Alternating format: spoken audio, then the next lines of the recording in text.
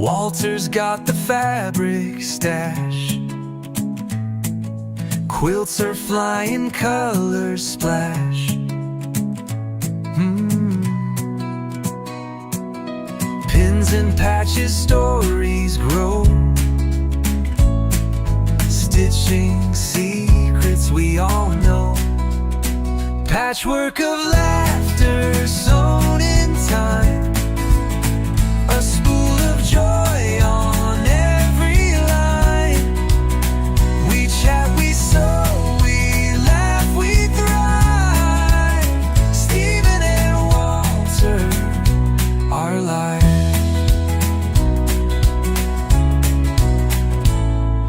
Sewing tales with every square. Buttons falling everywhere.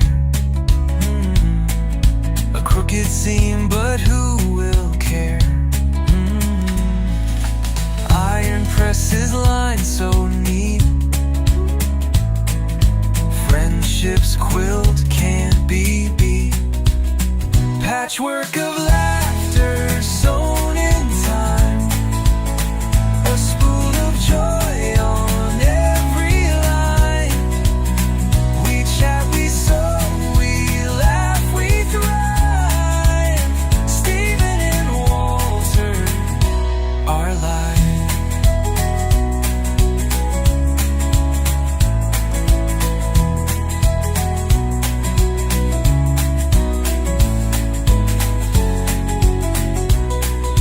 Sewing tales with every square. Buttons falling everywhere. A crooked seam, but who will care? Iron presses line so neat. Friendship's quilt can't be beat. Patchwork of laughter sewn in time. A spool of joy on every line. We chat, we sew, we laugh, we thrive. Stephen and Walter, our life. Our life.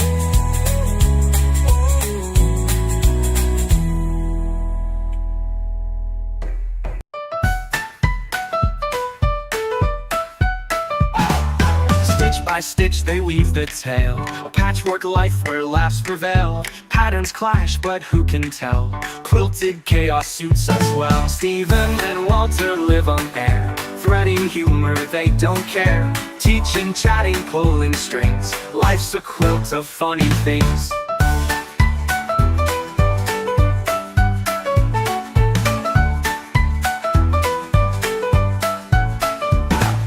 Pins and needles, jokes abound. Sewing secrets they have found. Fabric flying all around. It's a show where joy is bound. Stephen and Walter live on air. Threading humor, they don't care. Teaching, chatting, pulling strings. Life's a quilt of funny things.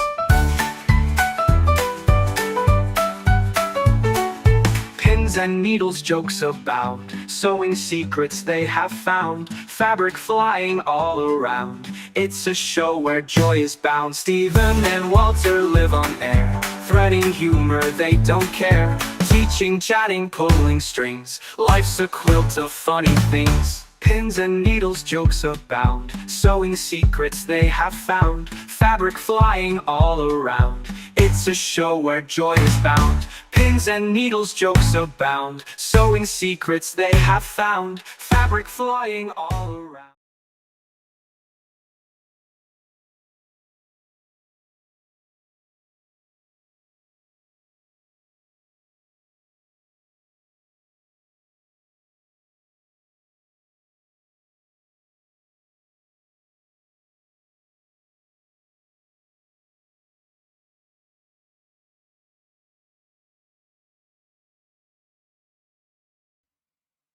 Hello, everybody, and welcome to today's live, which is going to get kind of political, kind of serious, so may not be that jovial. But, you know, that's life. So I see that the monitor is working here. So everybody's hearing us and seeing us. It should be fine. So let's see, first of all, who is joining us. Well, we have Barb, who beat out Russ, as she said, for number one at last. And Russ came in a close second today, saying, at least Barb didn't beat me with a stick. You might like that, or say it with a whip. Yoidi is here. She's third. Dang. And Barb says, I have a wet noodle with your name on it. Okay, sounds a little bit weird. Sounds kinky to me. Sounds really kind of kinky. Like I said, whip, wet noodle, whatever gets you through. Nina's here. Voice is free, truth strong. Caroline is here. Suzanne, Inez, Julie. Some of you I saw just minutes ago on Russ's Sewing Shenanigans Day. Jean E. Moosley is here with the early birds today, she says. Cindy is here as well.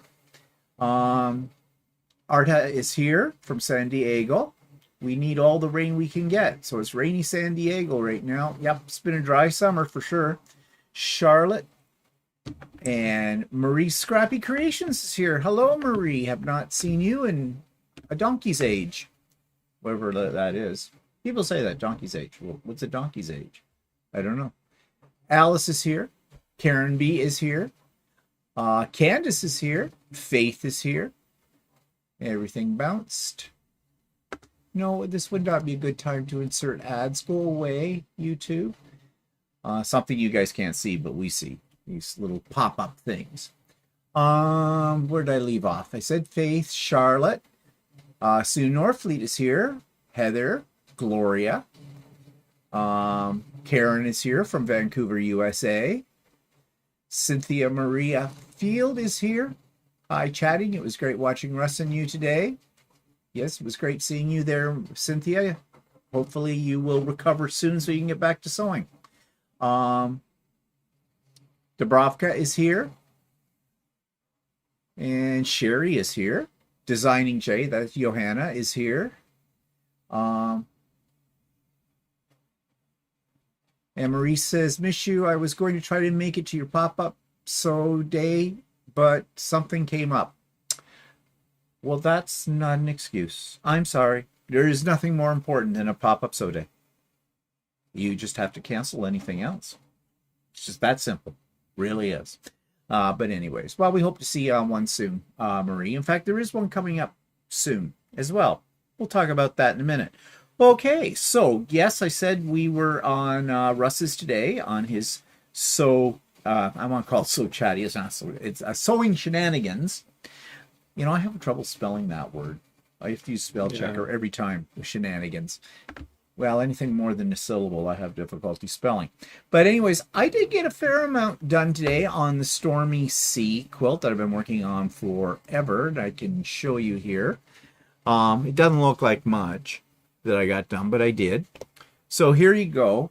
So there's this pile down here in the second row, the first big block here in the second row. There are 4 of those. This is one that has to have 4 of them. The other ones are all one-offs according to the pattern, but there's going to be more that have several of the same as well.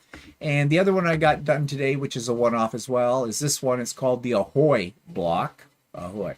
So it's coming along, and I think it'll be very nice when it's done, but it has to get done. So, and there are many more blocks to go, believe me. So I did show this earlier on So Chatty. This is the Abracadabra Halloween panel quilt. And I think it turned out kind of cute. It's not a complicated pattern, but having said that, the pattern itself was a freebie. And yeah, badly written. So, but I think for most people, if you've made a quilt or two in your time, then you wouldn't have any problem figuring out what they're doing. But I don't understand this when pattern writers do this. It's like they never proofread them or test them. But anyways, it is done. I think it's kind of cute, and it's all quilted as well. And I'll talk more about that on Idiot Quilter this week. And Another bag. Yes, I'm still working on them, except this is one inspired by Kim McGowan, who was on here last week, and I showed last week her bags that she's been doing, which are these felt bags from Dollarama. But she took one and cut it down a little bit so they're not quite as big, and they're more square. So that's what I did with this one.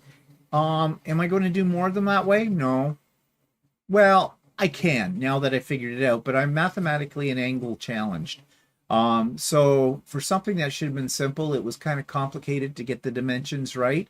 But now that I've done it once, I could do it again. But it's a bitch when you're sewing the pieces back together. You wouldn't think it would be any harder than when they're the full size, but for some reason, it was harder to get it under the needle. Yeah, probably because the shape wasn't already bent into that. Yeah. Yeah, that's when I lost the pre-bendy thing, and I had to bend it again, and I had to recurve the bottoms of it and the whole bit. But anyways, I wanted to give that a try, and I did. And this one I have in mind for one particular person, our hairdresser, because I figured, smaller the bag, it looks like you got a lot more in it. So, lots of tissue. Secret is lots of tissue. So that's what I've been up to. Walter was working on stuff today. What were you working on, Walter? Oh, on your shirt, but I had a few problems. So. Oh, do tell. What problems did you have? Yeah. I have an iron that's one of the cordless ones, but the way I can't plug it into the same plug as my iron because it draws too much power and it causes a problem with my sewing machine. So I have it plugged into another plug across the room, and I carry it over. And then when I want to put it down, I put it down on a little. If I put it down while I want it rested while I'm ironing something, I have a little mat where I can put it, a silicone mat where I can put it down on, right? Well, I had something sitting next to the silicone mat. It's kind of drifted over onto the silicone mat, and it melted onto the bottom of my iron, which I ironed onto my collar. But what exactly was this item that drifted over there, Walter? My eye doctor requires us to wear a mask when you go visit him. So I had a mask that I had used for the eye doctor folded up right next to the iron pad, which I probably should have thrown in the garbage, but I didn't. And it crept over to the iron pad, and it melts really nice. Which makes you wonder what they're made May out of. I know. I thought they were cloth. That's what I thought, but no, they're made out of something that melts. So now I have and it was a black mask, so it was like really nice gooey goo on the bottom of my iron. So it took me a little while to clean it off. So does that mean my shirt is going to have a sticky collar? No, I recut the collar, so I made 2 of them today. Well, when these things happen, you know what I say. I mean, I could have left it because it would have been at the bottom of the collar, but I don't know. To me, it's... But you know what I say when these things happen. You're an idiot. Yeah, yeah. I love it when he makes a mistake. Because then I can, of course, he'll come back at me and go, yeah, well, it's not as stupid as when you did. I did get the iron cleaned off, though, but it was pretty gooey. What'd you clean it off with? Just actually rubbing a paper towel on the bottom of it. Oh. I got it all off, except, and then I used a dryer sheet to get some residue off. Because, I often use the Mr. Clean Magic Eraser. But I had to do it while the iron was hot. So when it's hot. Well, anyways, yeah. John says I melted the side of a space heater with the iron once. Okay, that tops you on that one. And speaking of which, hi, John. John is here from Art East Quilting Company. A few other people have popped in while Walter was telling his story of woe. Jen is here. Terry Skopowski, I don't know if I've said that right, from Tennessee. I think, Terry, is this your first time here? And Beverly Hovetter, I'm saying that right. Now, Beverly, I'm not sure. I think you've been here before, but correct me if I'm wrong. Maria's cleaning your sewing room, but I will be listening instead of chatting much. Okay, well, we can't see you, Marie, so you can do whatever you want to do in the background. That is okay by us. Phyllis is here. Hi, Phyllis and Glenna. Let's see. Did I miss anybody else? Anybody else come in? No, I think I've got it all. Actually, I didn't even swear when that happened. That's amazing. Oh, yeah. Oh, well. Live and learn. I just looked at it and Yeah. Okay. So, but anyway, so how far did you get with this little delay? well, on I the got shirt? the collar on now, so. Oh, okay. So I wanted to do more this afternoon, but it didn't. The collar took me off. Does it have sleeves? Yeah, well, no, I've got sleeves in. I just have to now. Now what I have to do is put a pocket on because I haven't done. I leave my pockets till later because they're a pain in the butt to do, and then after that, I just got to hem the shirt and put the buttons on it. Yeah. Well, I may get it by Christmas then. Actually, doing the hemming and the buttons don't usually take very long. Unless you make a mistake. I don't usually make mistakes on that, but actually, collars. For some reason, I always run into a problem. You can tell that I don't let him get away with this stuff because he doesn't let me get away with any. Unfortunately, there's more opportunities for him to get at me than there is for me to get at him. So I have to make the most of it when those occasions happen. Okay, so that's what we've been up to. So some announcements. Sewing with Stephen Wednesdays as per usual. All are welcome. Come and go as you please. Next pop-up sew day is coming on Saturday, October the 11th. Starts at 8 a.m., runs until 5 p.m. Again, it's a come and go as you please throughout the day.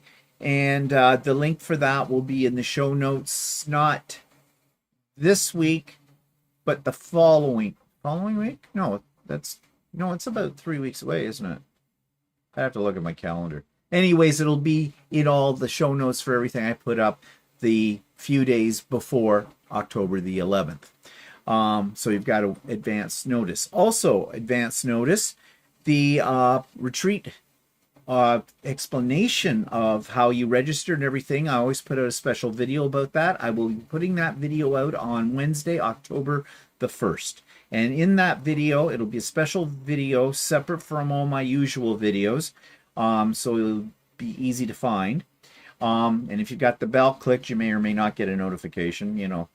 Depends on the whims of YouTube, whether that works or not. And in that, I will talk about how you register, when you can register, what you can expect. One of my guest speakers is here in the chat right now, and that, of course, is John from Art East. We have a very full day. I have Rebecca from Sobecca. I have Ian from the Off Quilter Crafter. I have Adam from Adam Sews as well. So it's a jam-packed day, and I really appreciate that all of these presenters are doing this because they're doing it out of the goodness of their heart.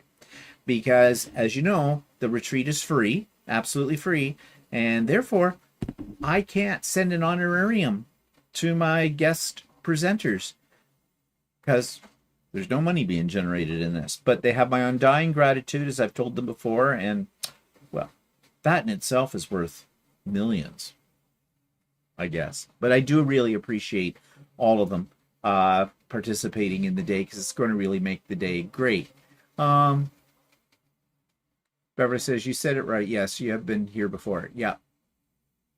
And Dana's here. Hi, Dana. Late as usual. Oh, did I say that out loud? I did. She's probably got a song and story for to go with that. Yeah. Colleen is here. Ooh, Colleen. And yeah. And Barb says they appreciate all the presenters. Thank you, John. Yes. Well, that's very good. Nice of you to say that, Barb. Okay, so that's everything about that. And by the way, the actual date of the retreat is October the 25th, Saturday, October the 25th. I don't know how you'd miss it. I've been saying it on every one of my videos. Okay, so do you have any announcements? No, not really. No, so you're not pregnant. Okay, good. Thank God. I don't think I can put up with that. Labored kill you. Okay, so today we thought we would talk because it is the talk right now. And yes, put in a little bit of a forewarning here. This is going to be fairly serious today, and it is going to be political. But I really feel that right now it needs to be discussed, or at least you need to, or I'm going to tell you whether you need to or not, our views on the whole issue of censorship. And you saw in the title I put Stalin is alive, because yes, history does repeat itself. It really does. And it's a really fine example right now with what Trump's doing with Jimmy Kimmel and the other late night hosts and whoever else he wants to go after, is basically very much parallel to what Stalin did in Russia way back then. So after the Second World War. So, and it's scary. It is scary. So I want to talk about that, but I don't want to necessarily specifically address for any great deal of time the specific thing about Jimmy Kimmel, because that's all over the news and everything like that. But there are elements of that situation that apply in maybe some other areas that most people don't think of when they think of censorship. So, I mean, first of all, he cancels a popular comedy show. He got rid of, who came before Jimmy? Colbert. Yeah, well, he hasn't gone Stephen. yet, but he's not going to get renewed on that. And of course, then he got on the heels of that, and he actually said in an email, and I'm sure everybody has seen this on the news, that Jimmy Kimmel was next. He put it there. That's a pretty obvious threat, and it came true.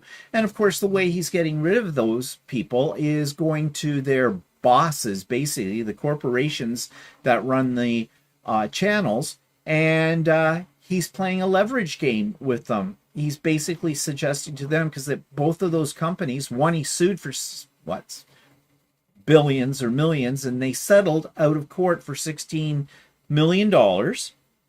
That was with Stephen Colbert, what he had been saying in comedy. Obviously, Trump does not have a sense of humor when it comes to anything. I mean, he's not the first president of the United States or any political figure that the comedians have not poked fun at. That is fodder for most comedians today, is to do that kind of thing.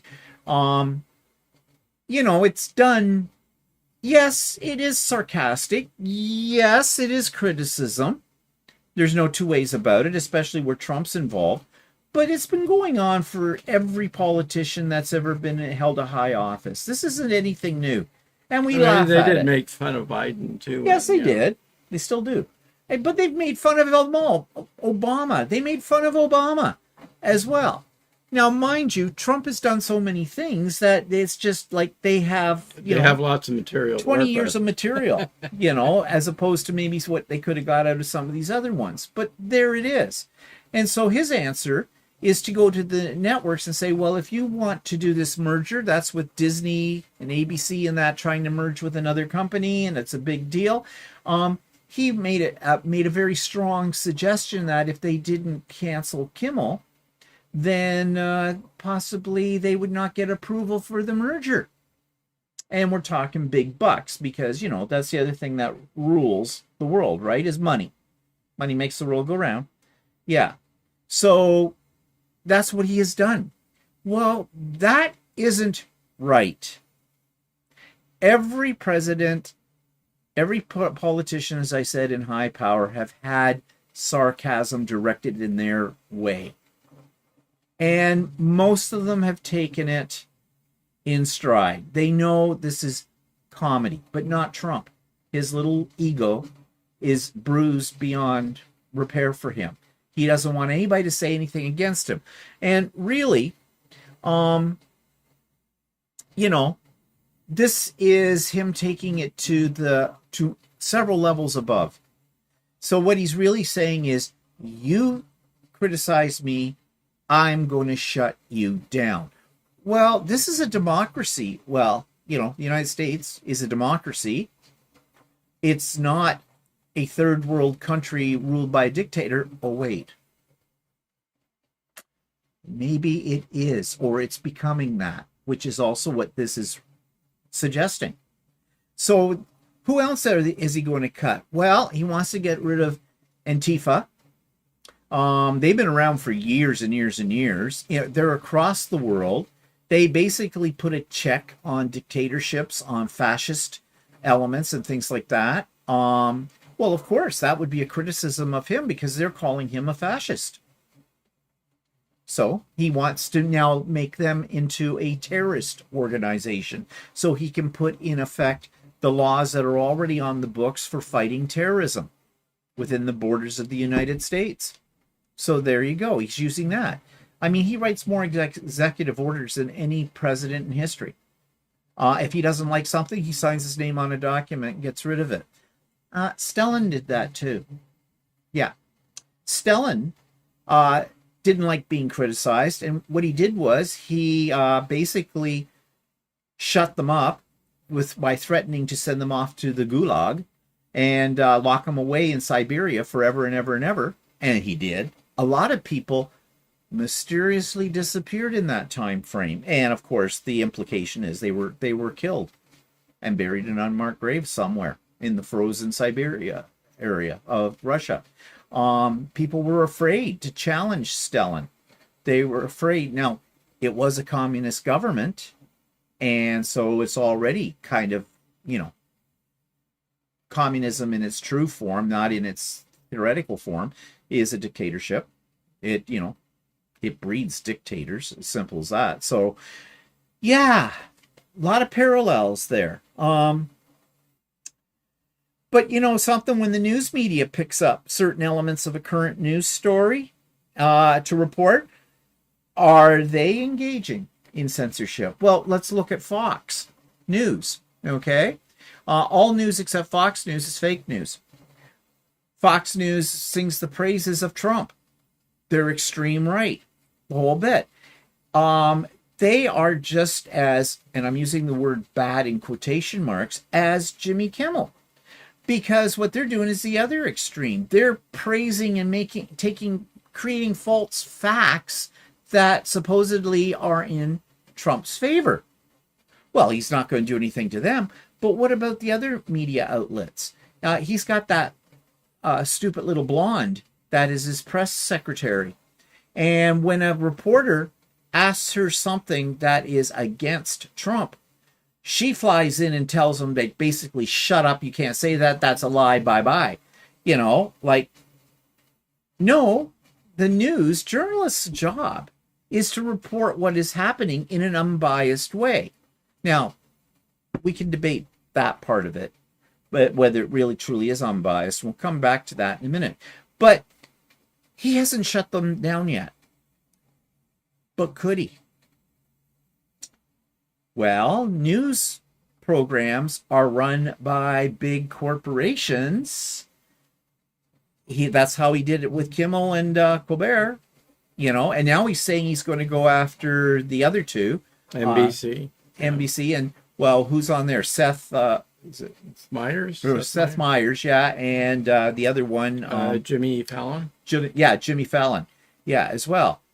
And so basically, I think it's just a matter of weeks before we're going to see them get cut down. I mean, Jon Stewart did a real great parody on this whole situation, and on his show this week as well. Like he was pretending he was very much afraid and all this. Oh no, I got to say the right things and all that kind of stuff. I mean, it was funny, but are these people going to be? Are you going to be able to shut them up? No, they're going to find another way to get out there, and probably the way is going to be YouTube. Wow. Yeah, who says that the powers that be are not going to shut up YouTube? Because there's lots of criticisms on YouTube of the government, and who's to say that if anybody says something negative on YouTube, that's not going to be shut down either? Yeah. He'll go after Alpha, which is the big company. Alphabet, which owns like Google and YouTube and all those ones too. So, yeah, that's that. Now, YouTube is probably the last bastion of free speech out there, because basically, although there are restrictions, we'll talk about those in a minute, on YouTube, for the most part, people are free on YouTube to discuss and say whatever they want to say.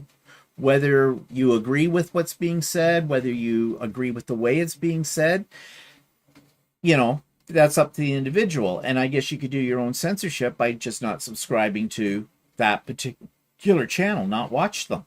But it's not the same as being actually by corporate shut down and content creators being blocked. That's going to come if this keeps up. The writing is on the wall for that, because he does not like any form of criticism. I mean, he was in England.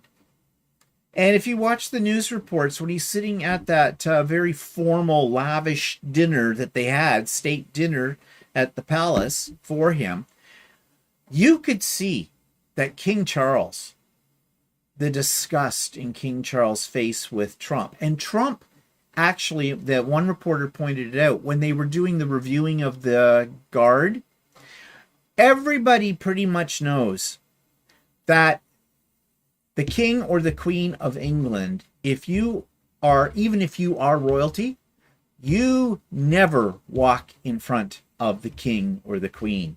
You are always 2 steps back. Elizabeth, when she was alive and she was queen, Prince Philip, her husband, had to walk behind her.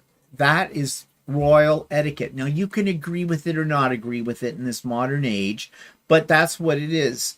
And, you know, to be diplomatic, you're in a country that doesn't belong to you.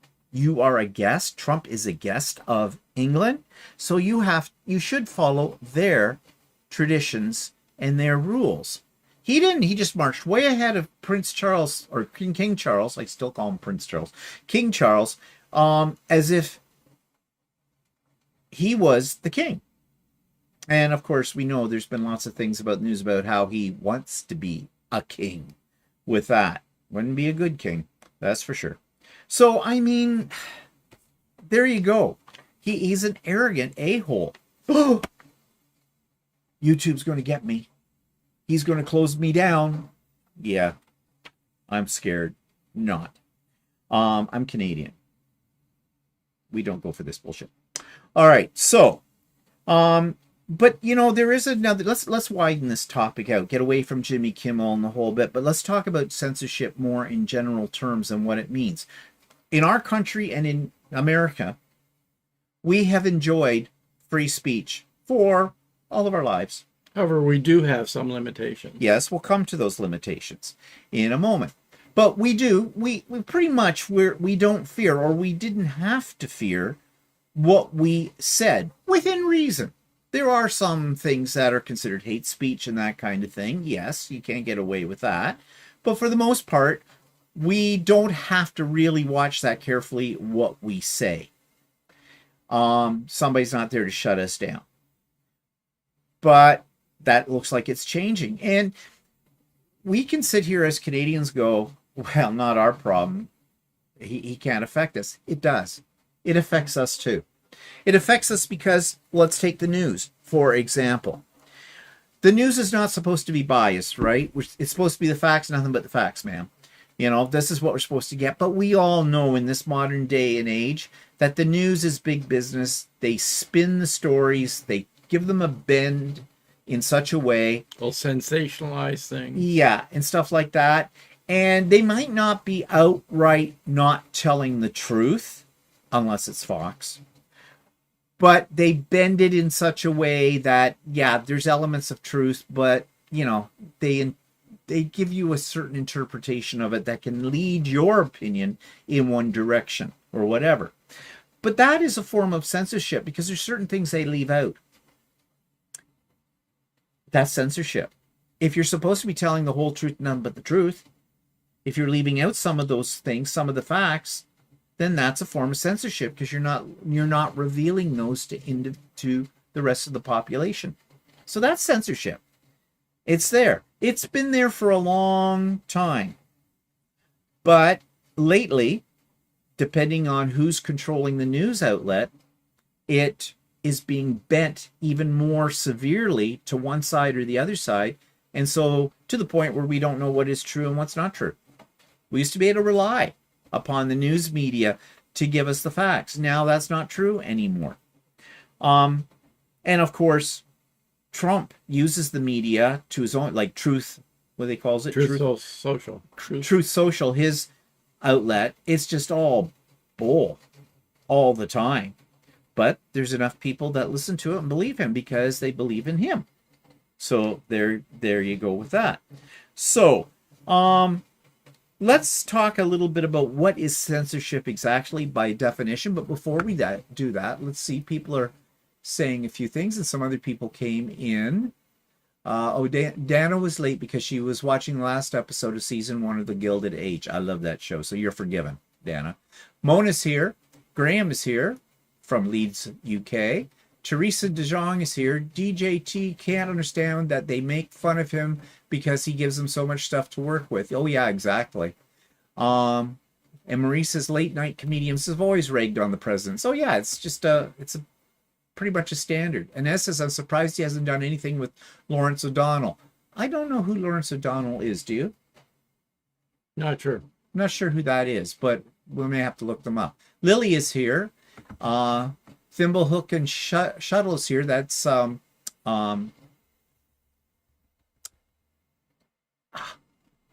know who it is. It's on I can see the name. I'm trying to say. I know it's Izar. Sandy's here. Teresa says, I nearly choked when he addressed Prince William and Princess Catherine as children. No titles, just William and Kate. Yep, but you want to know something? William and Kate, they kept their dignity. They had a stiff upper lip. You know, the old adage about the English stiff upper lip. They showed a lot of class. And in so doing, that right there spoke volumes about, okay, we're dealing with this piece of trailer trash here, which I don't understand why the British Prime Minister is kissing Trump's rear end.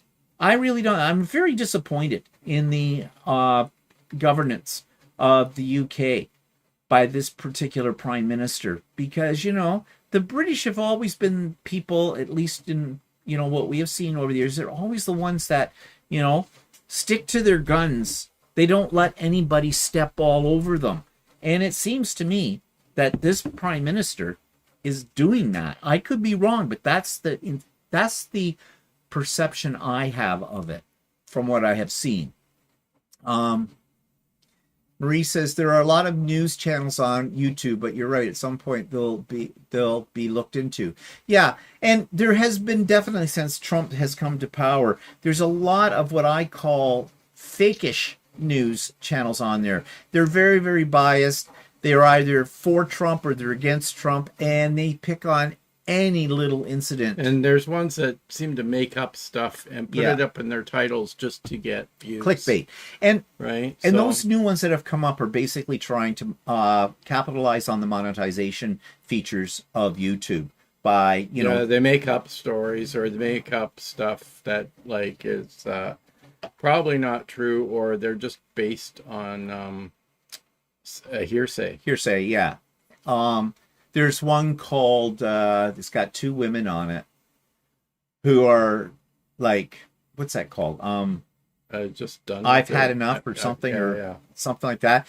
I don't like them at all. They pick on the smallest things, and they're basically not doing any good for this. They're just out to get money, and they have lots and lots of views and lots of subscribers to it. So there are ones that are capitalizing upon this. There always is. There always is people who capitalize upon the negative aspects of a situation in order to gain something, in this case, basically money and notoriety.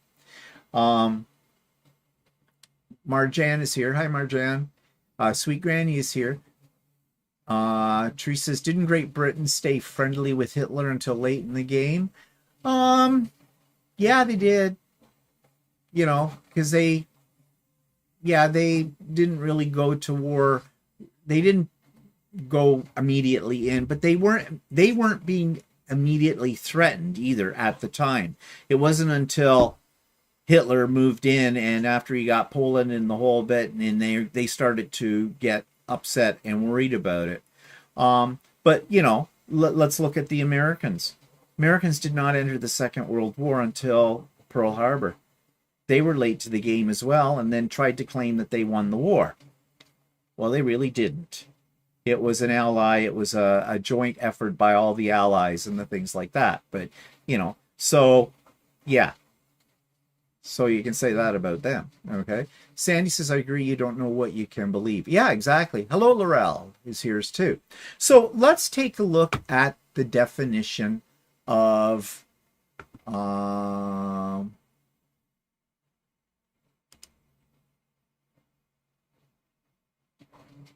okay, where is it? I had it here. Just let me find this. Guess I forgot to open it up. Now I gotta find my icon for it. There it is. And this is it. I have all these things beforehand, and then oh no, I didn't have a link for this. But this is the definition for censorship that I looked up on the internet. The suppression or removal of writing, artistic work, etc., that are considered obscene, politically unacceptable, or a threat to security. And that's what Trump's going on about. Everything is a threat to the security of the United States. I mean, he wanted to put tariffs on Canada, or did put tariffs on Canada, because of the fentanyl crisis, which was a threat to American security, and it was coming from Canada. Yeah, no, less than 1% of fentanyl crosses the border from our country to the Americans. So, yeah, but this is, you know, this is what he says. He uses this all the time as an excuse for, you know, to censor things. Consider it politically unacceptable. Yeah. In his eyes.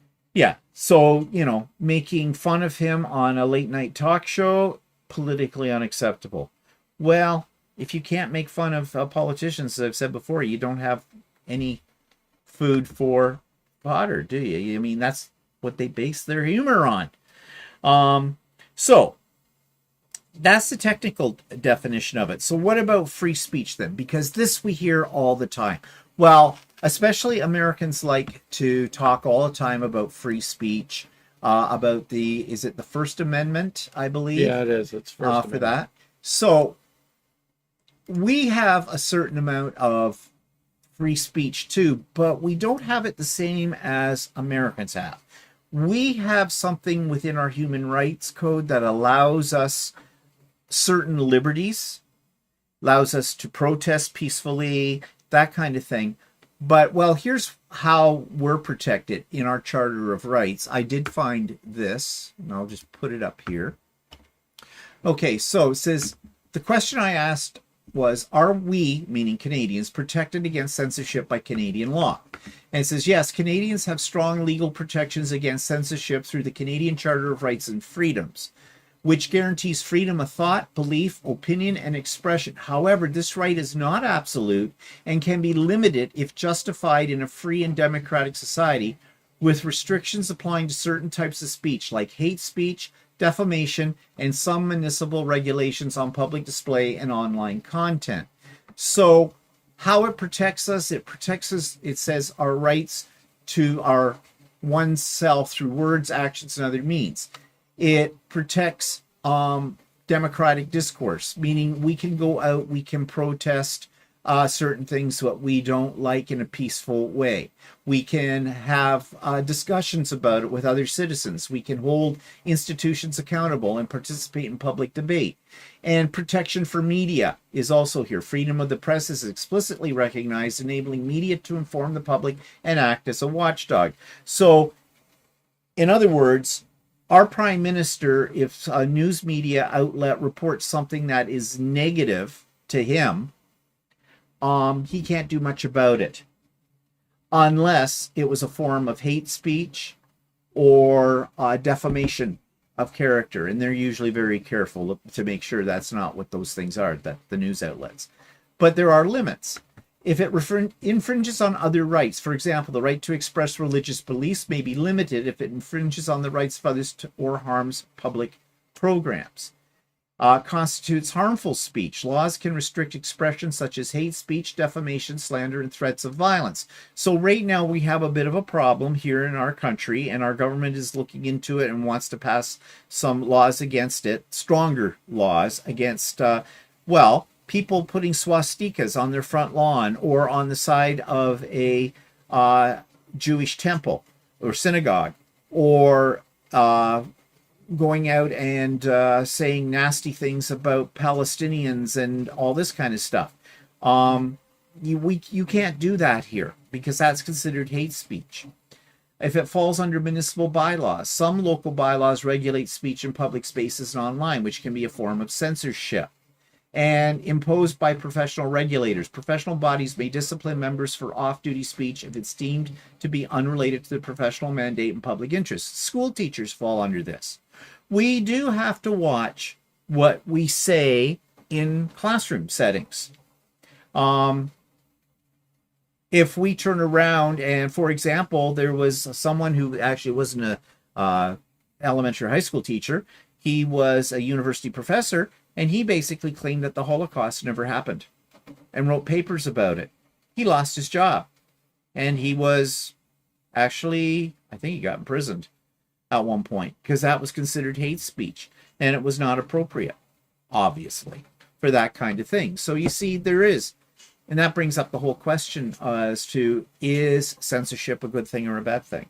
We'll come to that. So that's how it works in our country. How does it work in the United States? So I put the same question in and put, are we protected against censorship by U.S. law? Meaning us as in citizens of the U.S. The First Amendment protects against censorship imposed by law, but does not protect against corporate censorship, the restraint of speech of spokespersons, employees, or business associates by threatening monetary loss, loss of employment, or loss of access to the marketplace. You can see that there's a difference here between the First Amendment and how it protects people and what our rights, Charter of Rights and Freedoms says in Canada. Here, this has a more of a corporate protection, financial kind of backing to it. It doesn't, a corporation can censor. And I know certain people that I've talked to that work in certain jobs in the United States.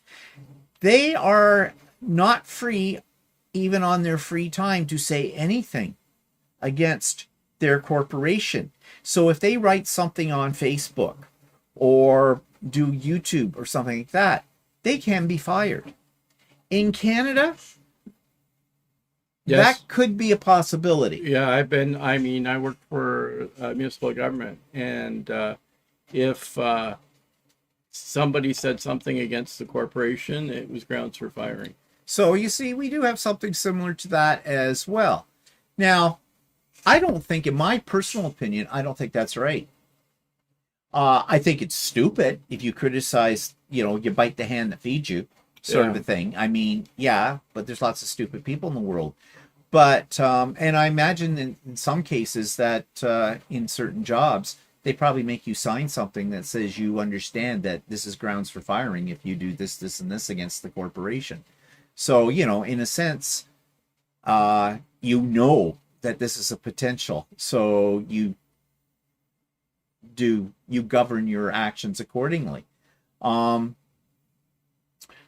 But it seems to me that there's a lot more here about, like, okay, by threatening monetary loss of employment, or loss of access to the marketplace, I'm not really sure how that would work. But well, there's other questions here. Is censorship allowed in the USA?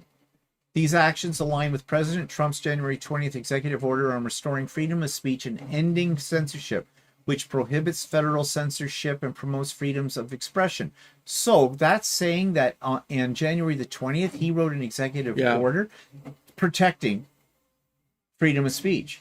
Right. Well, of course, like everything he does, he's going against it. Mm-hmm. He's turning it around. About face. He does this all the time. Now, what's this? What words are not protected by U.S. Constitution?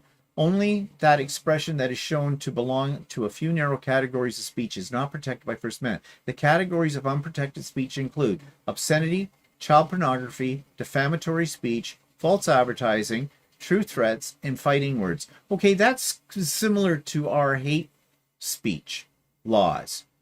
But I'm looking here. False advertising. Well, what is Fox Network doing? It's a form of false advertising. They're not giving the truth. They're twisting it. So then there's hate speech down there, and what is freedom of speech in the United States? in the U.S., you have a First Amendment right to express views others find offensive, upsetting, or even hateful without being punished by the government. You can generally use racial slurs, endorse violence, or purposely say hateful things about other people, even though it may be considered reprehensible by some. I'm getting mixed messages from what's going on here, because in Canada, you can't do those kind of things. No. What's this one? First Amendment to the U.S. Constitution protects the freedom of speech, religion, and the press. It also protects the freedom to peacefully assemble or gather together or associate with a group of people for social, economic, political, or religious purposes, as well as the right to protest the government. Okay, but what he's doing now, Trump, is he's sending in the National Guard in. He's got him in Washington. He's saying that they're there because the crime has gotten way out of hand and they're fighting crime. They're holding back on it. But that's not what they're doing.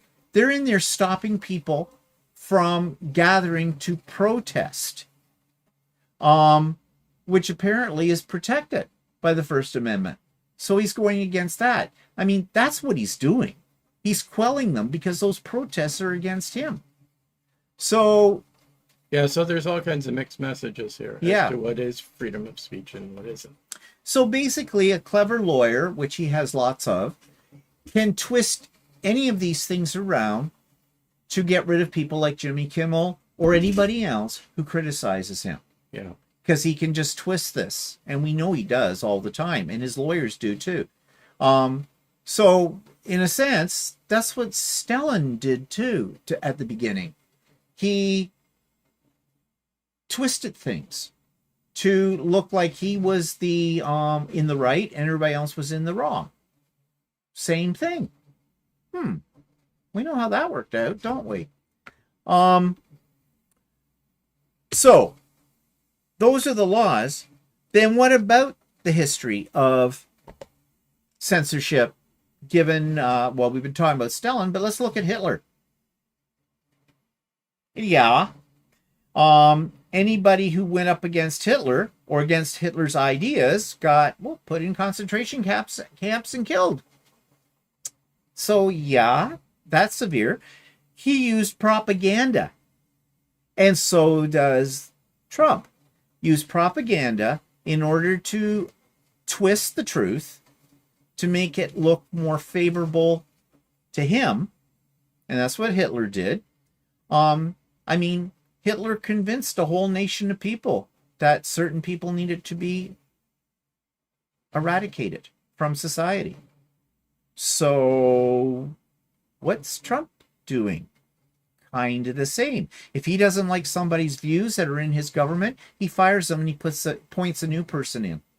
However, one difference is in the time of Hitler, there wasn't as much media.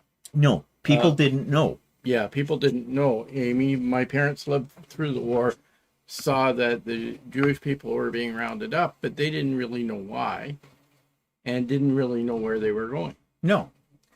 Today, though, with the way that the internet works and everything else out there, we instantaneously get news about what's happening. Of course, now we have the big problem, though, is figuring out what's right, what's not right, what's true and not true. And that's the hardest part of the whole thing. So, and there's been all kinds of other governments in the world and today in the world. I mean, look at the situation in the Middle East. Who do we believe? One side says they had to do this because, the enemy was holding up in one building. The other one says, no, that's not true. And who's caught in the middle? The average person. There's people starving over there. But going back to propaganda, depending on who you listen to, you're being told, no. There was something I just watched where they were showing video clips showing people that live on the Gaza Strip. They weren't starving. They had lots of access to lots of food. They were in good health. They had medical facilities and everything like that. What's true? We're not there. Just witness it with our own eyes. Who do we believe with that? So you see, it's still there. It's still going on. It's going on all over the world. Look at Northern Korea and their dictator. You know, those people over there say nothing against him because they will suddenly disappear as well. Putin. Yeah, there's a man that knows how to use propaganda, and he has everybody dropping a load in their pants over there as well with it. So, I mean, it's not a nice world. When you start to think about it, it's kind of depressing, isn't it? Very depressing. Okay, let's see. There's some comments here, so let's get back to those.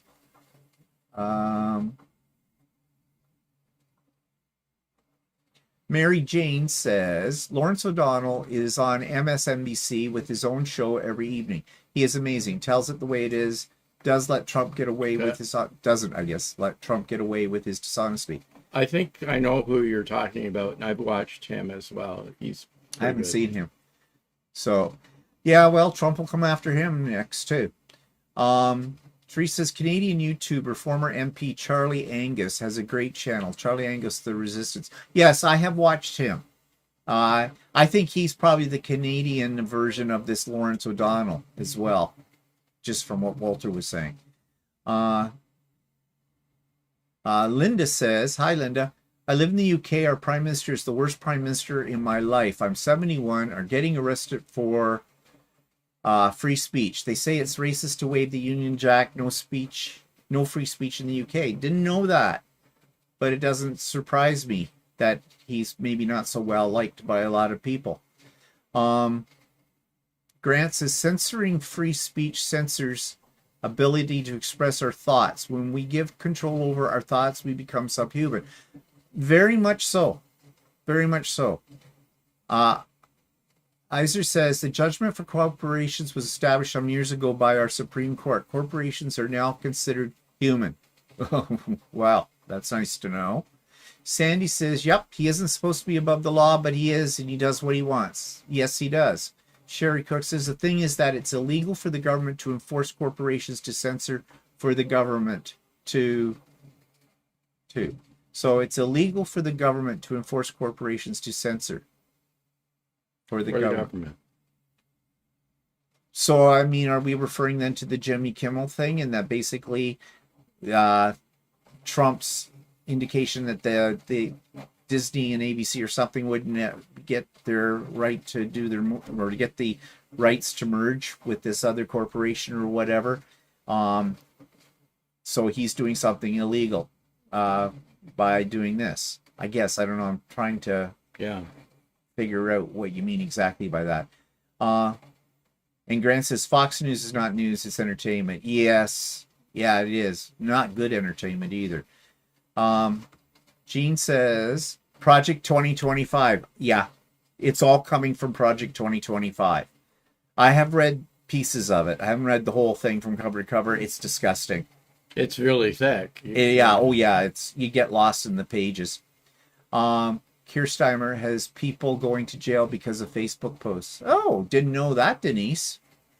Haven't really been following him because, well, that's interesting though that that's happening. Corporations. Okay. Corporations. So to censor for the government to corporations. Oh, okay. It's to finish the sentence. Darcy says, we are 100% in the beginning of a Hitler state in the U.S. Compare Hitler's moves and shit moves. They are parallel. Yes. Yeah, that's what I'm saying. It's very much Hitler, Stalin, the whole bunch. Denise says a Canadian man was fined $160 because he was flying the Canadian flag in Ottawa. Huh? Where did you get that information? Are you sure he wasn't flying it at a different upside down? Yeah, was he flying it upside down or something like that? Because no, there's no way. There has to be more to what you've just said. Yeah. Because our next door neighbor has a Canadian flag up. We have flown a Canadian flag. We're And allowed to have we're allowed to have the flag, Canadian yeah. flag, so So there's got to be a little bit more here. Need to know about that one, because just flying a Canadian flag, just putting it up your pole or whatever, you don't. we're get allowed fined for to that. fly our flags. Yeah, we're allowed to fly the flag. So he must have been doing something more with that. That was disrespectful or Like, something. did he burn it or did he... Yeah. So I don't know. Okay. So what else do we want to talk about here? Yeah. Okay. So let's talk about other areas of censorship that you may or may not have considered as being a part of. So she says on CBC News. Recent? We'll have to check that one out, Denise, because there's got to be more to that story than that. That's true, Gene. Everything's about money. Everything's about money. So let's talk about censorship here in Canada that's happening out in the province of Alberta. The Premier of Alberta is trying to push through book banning in schools. Now, we have fought this for as long as I was a teacher, and that we have the banning of books ugly head would rear its ugly head every so often and usually get squelched. But she has certain books on this list, which are Canadian books, as well as others that she doesn't want in the schools, like Handmaid's Tale, by probably our most important author in Canada right now, Margaret Atwood. This is censorship. Now, there's a difference between censorship, saying outright banning books, and then saying that coming out with a list of books that are appropriate at certain age levels. I certainly would not give a grade sixer a copy of The Handmaid's Tale. Did you find it? Yeah, well, it just says he was flying it in an unapproved location. And it doesn't say where that location was? I haven't got there. Well, anyways, so she's putting this list together, and the school boards are telling the school boards you cannot teach these books. Now, in Ontario, we have a list of books that are acceptable as part of the curriculum. We always have. And it includes hundreds of titles. There's something there for everyone. But outright banning of books, they've tried, but usually that falls on deaf ears with it. But Alberta is special out there. You've heard me probably say before, they're kind of the Texas of Canada.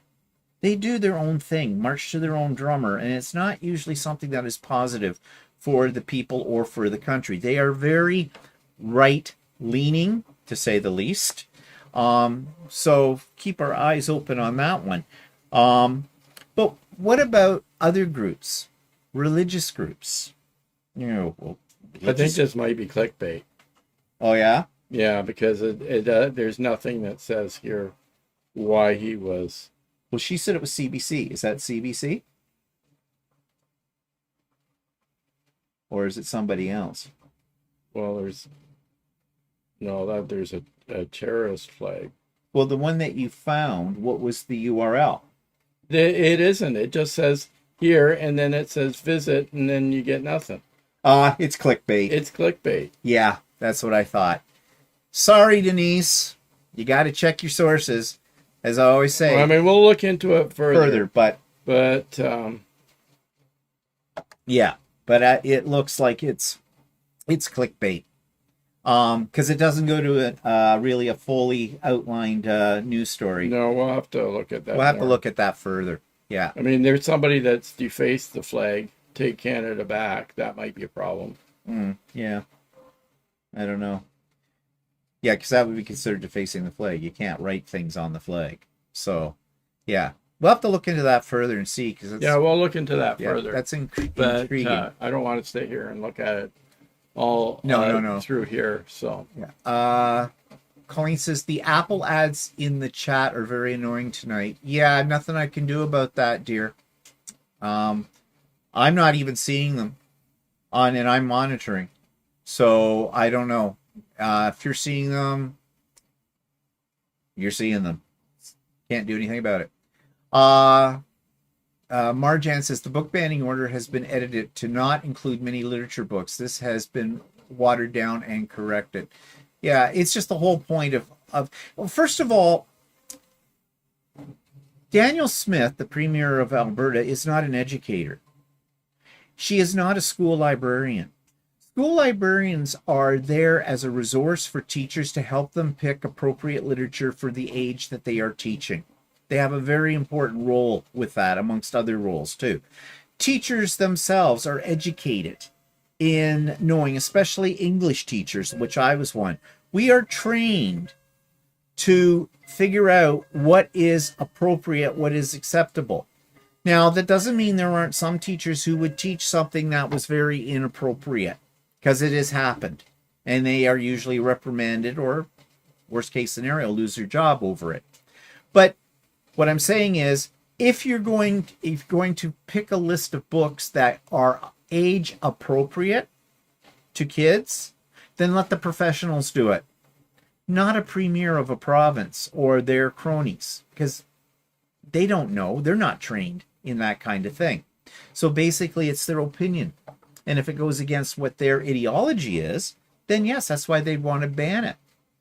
And the same with religious groups. Okay, religious groups exercise a certain type of censorship. First of all, Christians, and yes, I am picking on the Christian right, do not have a monopoly on God. Okay? God is what God is according to your spirituality. There is not one single definition of what God is. But they would lead you to believe that that their version of God is the right God, and that their version of the Bible is the right version. So they quote passages, as we all know, out of context. That is a type of censorship. There are even certain cult-like religions that use the Bible to educate their followers, and they don't let them read the whole thing from beginning to end. They pull out selected passages and interpret it for their flock. In other words, controlling how they should think about it. That is a form of censorship, and we know where that can lead. That kind of thing within religious groups. We have many examples throughout history of cult mentality and what kind of damage it's done. So you see, censorship does, in a wider context, fall into that area too. What about advertising? Already alluded to this. Advertising is a form of censorship too, to a certain degree, and propaganda as well. But there's always fine print. When you turn on your TV, you get an advertisement, a car commercial, insurance, something like that, or someone saying, you don't have to pay any interest for whatever months of that. Well, there's always all this fine print down at the bottom that you can't read down there. Well, that is stuff that should be up front, because there's terms and conditions. But in this fine print, they know you can't read it. You're not going to be reading it, whatever. So that is a form of censorship, because they aren't giving you all of the information. And even if you contact that company, you know what they will do. They're trying to get you to sign on the dotted line. They want your money. You're not going to know the whole story unless you take the time, and they don't usually give you the time. They make you feel panicky about that you got to sign now for it. So you don't see that. Most people are not going to take that contract to their lawyer to have them go through it with a fine-tooth comb, because that's going to cost you big bucks to do that. And a lot of it is written in legalese, so the average person doesn't really understand it if they were to take the time to read everything that's in this contract or advertisement. So in a sense, by omission or by distraction, that's censorship too. But we don't usually think of that as being a form of censorship. Now, what about YouTube? Now, before we get to that, I think, did somebody else have? Colleen says, I have to see you later. Good night for now. That's okay, Steve. I'm keeping my tablet. Oh, okay. Sandy hasn't seen any ads. Yeah. Like I said last week, this is something new from YouTube. I have no control over it. No content creator does. We don't know. It's hit and miss.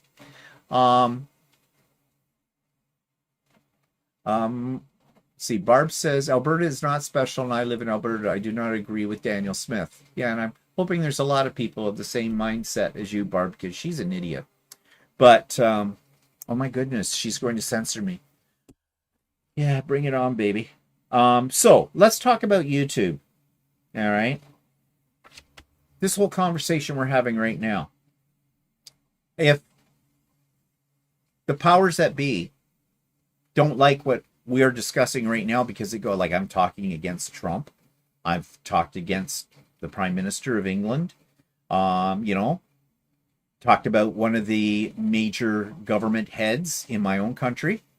Well, they could shut me down in some ways if they wanted to, but I don't think they're going to touch me.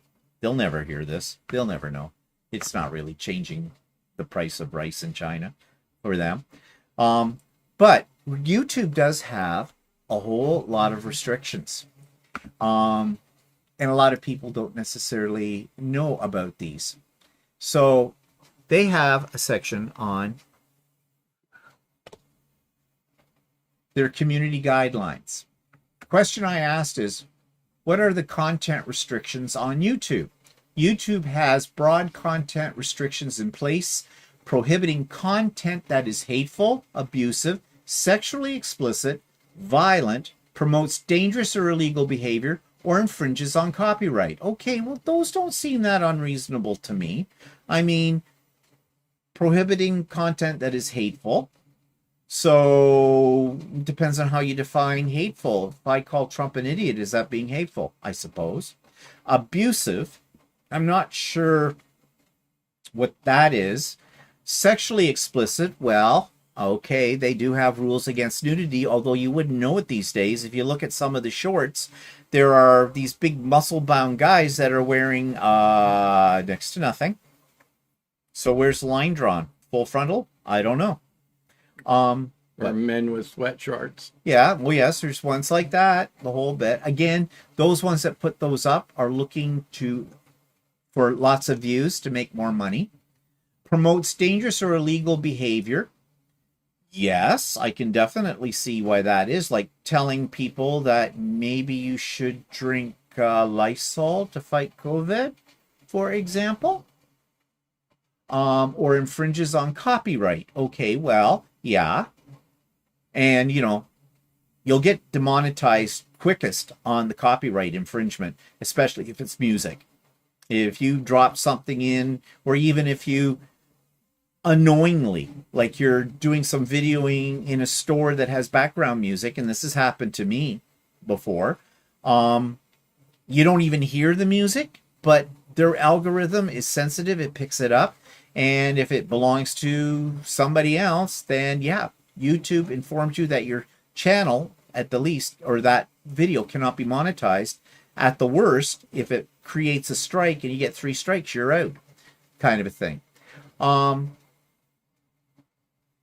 It says these policies are enforced through content moderation and also affect age-restricted content and use of features like restricted mode, which filters mature material. So there's something we have to do as content creators when we put a video up onto YouTube. We have to check off a box after it's gone through a whole list of things that your video can't have in it. And we also have to check a box that says this is not appropriate for children. And so I always check those boxes, and then you submit. Then it goes through a review process by their algorithm, and the algorithm says, whether your checks are okay, or it found something and it notifies you, and then it goes from there on it. So they do have that, and it's fairly active. Additional users may encounter network level filters set by mobile providers or administrators, and creators must follow specific terms of service regarding the content they upload. There is quite a few things in this guideline, and I will admit I have never read them all the way through. In fact, they know most people don't read them all the way through. That's why when you, as a content creator, you get this very quick little list of things to remind you that there are these restrictions, and and on good faith, you're checking the box that says, no, I do not violate any of these, are in my video, and then their algorithm goes through it again and checks too. You can't have hate speech and harassment. Now, here's the thing though about this one. I have had hate speech and harassment. I didn't put it in there. I've had it from users, from subscribers, or from people who have seen my video and they've decided that they should write a comment. And they have said some very nasty things. Now, as a content creator, I can flag that comment, report it to YouTube, and they're supposed to look into it. But you want to know something? I don't think they do. I think the only ones they look into are ones that are very, very obvious, like, white supremacists saying that all, people of another ethnic origin or whatever should be put to death or something like that. Those ones I think they do handle. But there's lots of nasty people on YouTube who, for whatever reason, and if you saw So Chatty this week, there was a very small example of, someone being nasty. Now, that would not constitute hate speech or anything like that, but they're still nasty. Just content that provides violence or discrimination against individuals or groups based on attributes like race, religion, gender, or sexual orientation. Have been a victim of that. Have had people who say, well, you're just a faggot. And that kind of thing. Yeah, I report them. Don't know whatever happened. Never hear. Graphic and violent content. Videos depicting graphic violence, detailed accounts of war, crime, or natural disasters. Back a few years ago, well, quite a few years ago now, there were a lot of videos online showing the execution of prisoners in certain Middle Eastern countries when, there was the conflict between the United States and those countries. And they graphically had someone post it, or people, it was more than one person, posted basically beheadings on there. YouTube blocked the content, took it down very quickly, but it was on there, so people do these kind of things. So graphic violence, crimes, natural disasters. I don't know about natural disasters, although you can see videos where they show people, they put them up as comedy, fails, they call them, or something, where someone has fallen to this or dropped a tree on a house, or when they're doing it. But they often put a disclaimer in there saying that no one was seriously harmed in these videos they're showing, and they never show you someone who maybe the tree fell on top of, because it goes against YouTube's policies. Harmful or let's see, graphic and violent, we talked about that. Harmful or dangerous content. Content that promotes illegal acts or dangerous behavior such as self-harm, drug use, or promotion of dangerous organizations. This one they're very loose on.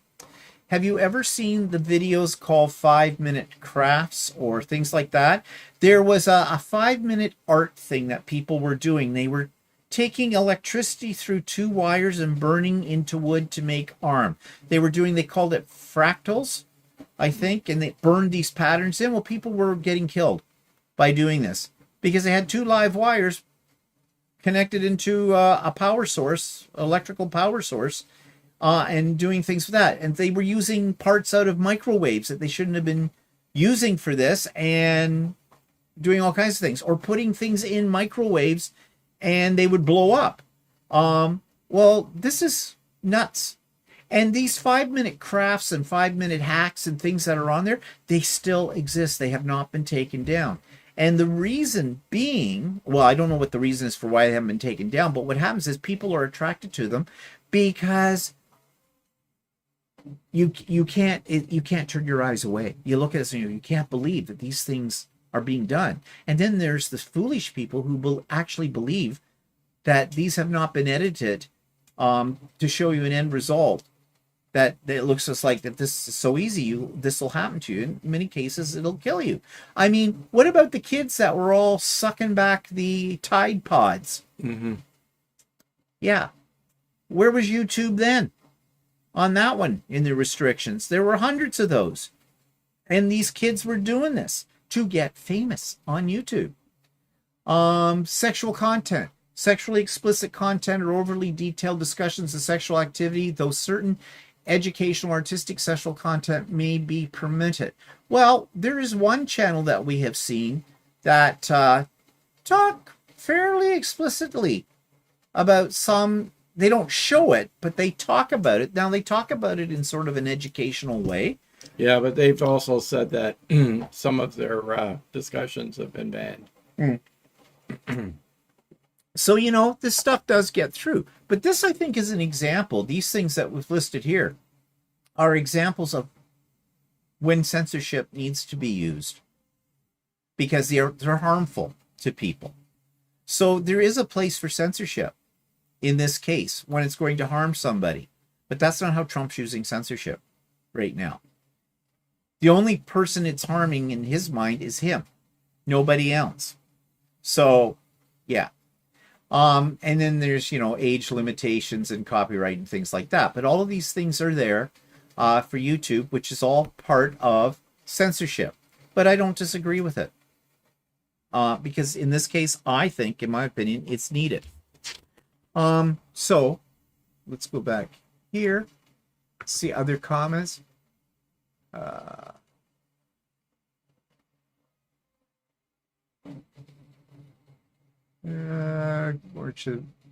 Okay, we read that one. Marjan says Alberta is special. Not really. Denise White says she wanted to take the books out of the elementary schools that were graphic. But on that list, she had Handmaid's Tale. Yes, Handmaid's Tale, if you mean graphic as in the language that's used, the scenarios that are described, yeah, Handmaid's Tale is graphic. Yeah, well, But no one wasn't she would teach also it. pulling graphic of sex education books? Yes, as well.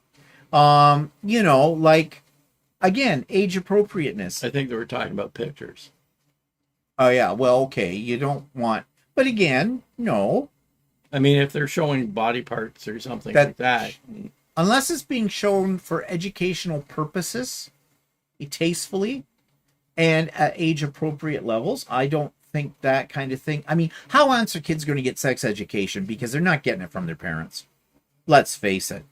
And, you know, if it's not done in the school system in one form or another, then they're going to learn it on the street. And that's not always necessarily a good thing. No, because there's all kinds of stuff that a guy will say to a girl that says, oh, you can do this for birth control, and she believes it, then gets pregnant. Yeah. So, yeah. So, moving down here. Teresa says, grew up as a swimming kid in the It's ain't no hiding anything in a Speedo. Yeah, true. Well, we don't need to see that, though, on public YouTube, yeah. And Sandy says, I wonder how they get away with the extreme language. I'm not sure, because I'm assuming you mean YouTube. You are not supposed to use foul language on YouTube. I have, as you know, but very, very seldom, and it's mild compared to some channels you go to. The F-bomb is dropped. No, is that also the time. because you've said it's adult content? That could be. That may have a thing like that as well. Like I said, all my videos is not appropriate for children. So, because I'm not making videos for children. Sandy says, Trump is a classic example of he can dish it out, but he cannot take it. Oh, yeah. He's also a bully. Marjan says, the order was retracted and the list edited. The final list said explicit images at an inappropriate age. Okay, so they've actually, since they came out with it, then they've edited it down. Well, there was a public outcry against it as well. Everyone who is known didn't read Handmaid's Tale until college.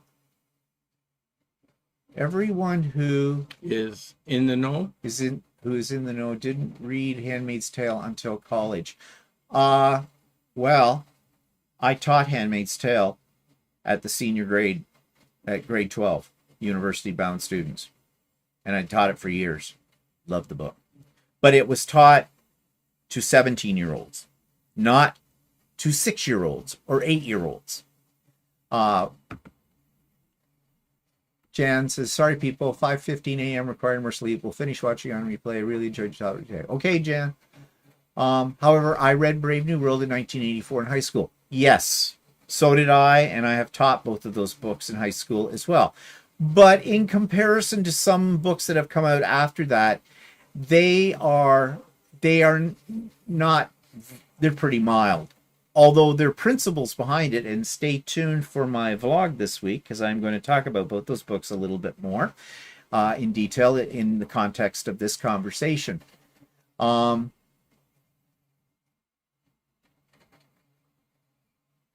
Not you. There are some really bad shirts. Every other word is the F-bomb. Yeah. And they get away with it as well. But you want to know something? It's also on TV shows and everything like that. I mean, the F word used to be a word that, you know, you can't say that. Now it just falls off everybody's lips like any other word, kind of a thing. And it's in movies. It's on streaming television. It's everywhere. Now, I'm not saying that's necessarily a good thing, but give you a little history about the F word. It's actually an ancient word. It's Anglo-Saxon, Old English, and it's been around for thousands of years, and it's been used by people for thousands of years. And quite frankly, although we have been trained in our societies to think of it as a bad word, I'm not sure if it is a bad word anymore. And why is it a bad word? She said shorts, not shirts. You know, YouTube shorts. Oh, okay. Oh, that's what she meant. She meant shorts. Okay. I kind of wondered which was shirts. Yeah, but... I don't know. I mean, it's used all over the place. Yeah. I'm not saying necessarily that in polite company it is something you want to use and that it's acceptable in that way. But I think we've become, because we hear so much, desensitized to it. So, yeah. So, I don't know. Yeah, so that's with YouTube, kind of a thing. But, you know, Trump's going back to Trump again. He's going to come along and, I mean, the YouTube is full of stuff against him. I mean, does he know how to use a computer? Maybe that's the problem. I hasn't seen it yet, but his cronies would.